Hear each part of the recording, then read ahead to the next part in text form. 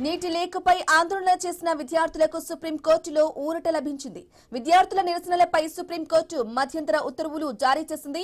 అరెస్టైన విద్యార్థులను తక్షణమే విడుదల చేయాలని తెలిపింది. నేర చరిత్ర లేని విద్యార్థులను విడుదల చేయాలని ఆదేశించింది. ఇక సంఘటనలపై సీసీ ఫుటేజ్ ను కోర్టుకు సమర్పించాలని వెల్లడించింది.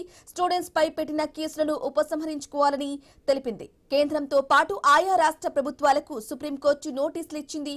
తదుపరి విచారణను ఆగస్టు 3 వరకు వాయిదా వేసింది న్యాయస్థానం. ఇదే విషయానికి సంబంధించి పూర్తి అప్డేట్ మా ప్రతినిధి గోపినాథ్ అందిస్తారు ఫోన్ ద్వారా. గోపినాథ్, స్టూడెంట్స్ పై పెట్టిన కేసులను ఉపసంహరించుకోవాలని సుప్రీంకోర్టు చెప్పినట్టుగా తెలుస్తుంది. అప్డేట్స్ ఏంటి?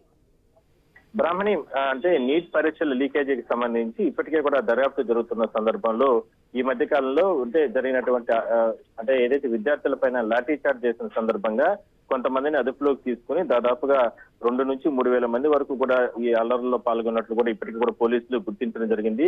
అందులో భాగంగా చాలా మంది పైన పోలీసులు కేసులు నమోదు చేయడం జరిగింది. అయితే వీళ్ళు అంటే పూర్తి స్థాయిలో కూడా ఇది అల్లర్ల పని అయినట్టు కూడా ఇప్పటికే కూడా పోలీసులు దీనిపైన సీరియస్ గా యాక్షన్ తీసుకున్న నేపథ్యంలో సుప్రీంకోర్టు ఒక నిర్ణయం తీసుకోవడం జరిగింది. వీళ్ళ పైన ఎందుకంటే చదువుకున్నటువంటి విద్యార్థుల పైన కేసులు పెట్టడం కరెక్ట్ కాదంటూ కూడా ప్రస్తుతానికి దీనిపైన పూర్తి స్థాయిలో దర్యాప్తు జరుపుతామంటూ కూడా మధ్యంతర ఉత్తర్వులు ఇవ్వడం జరిగింది. ఈ విషయంలో విద్యార్థులకు మాత్రం కాస్త ఊరటగానే లభించిందని మనం చెప్పుకోవచ్చు. ఎందుకంటే ఇప్పటికే నీట్ పరీక్ష దేశవ్యాప్తంగా కూడా అంటే చాలా ఇష్యూ అయింది. ఇప్పటికే కేంద్ర మంత్రి కూడా దీనిపైన రాజీనామా చేశారు. సో మొత్తం మీద దీనిపైన దర్యాప్తు సంస్థలు దర్యాప్తు జరుపుతున్నాయి.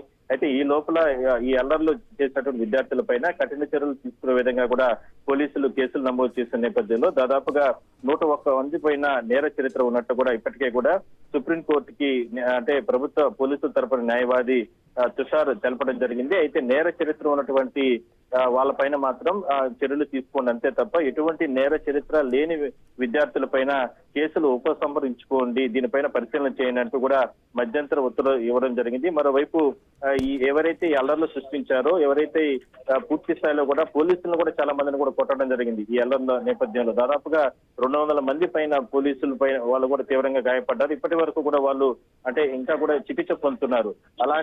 అలాంటి వారిపైన చట్ట ప్రకారం చర్యలు తీసుకున్నామంటూ కూడా పోలీసుల తరపున న్యాయవాది చెప్పినప్పటికీ కూడా ఇందులో 62 మంది హత్యాయత్నం ఉన్నటువంటి ప్రమేయం ఉన్నట్లు కూడా పోలీసులు గుర్తించలేదు. సో ఏదైనప్పటికీ కూడా మరో 3 వారాల పాటు అంటే నెక్స్ట్ ఆగస్టు 3వ తారీఖు వరకు ఈ కేసును వాయిదా వేస్తూ కూడా ఇది అన్ని రాష్ట్రాలకు అంటే నీట్ పరీక్షకు సంబంధించి అన్ని రాష్ట్రాల్లో ఎక్కడైతే ఈ అల్లర్లు సృష్టించారో అలాంటి విద్యార్థులకు సంబంధించి ఆ కేసులకు సంబంధించి మాత్రమే అంటే పరిమితి ఉంటుందంటూ కూడా సుప్రీంకోర్టు చెప్పడం జరిగింది. సో దీనిపైన పూర్తి స్థాయిలో కూడా ఆగస్టు 3వ తారీఖున దర్యాప్తు జరుపుతాం. ఈ లోపల నీటి పరీక్షకు సంబంధించి ఆ రోజు జరిగినటువంటి ఘటనలకు సంబంధించి మొత్తం కూడా అంటే ఆ వీడియో ఫుటేజీలు కానీ ఇవన్నీ కూడా సుప్రీంకోర్టుకు ఇవ్వాలంటూ కూడా ఇప్పటికే కూడా సుప్రీంకోర్టు మధ్యంతర ఉత్తర్వులు ఇవ్వడం జరిగింది. బ్రాహ్మణి.